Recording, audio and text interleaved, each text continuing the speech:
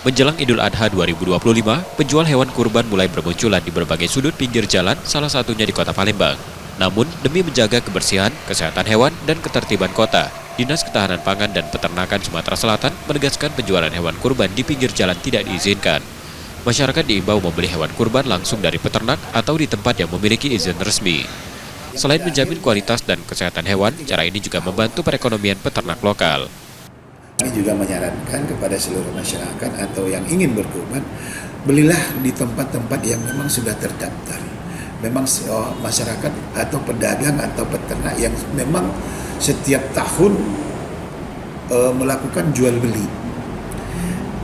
Daripada tempat yang musiman, apakah itu dari segi kesehatannya ada perizinannya atau ada syarat-syaratnya, kita tidak tahu, dan kami tidak akan memeriksa di situ. Tahun ini sekitar 30.000 ekor sapi, kambing, dan domba siap disalurkan ke masyarakat.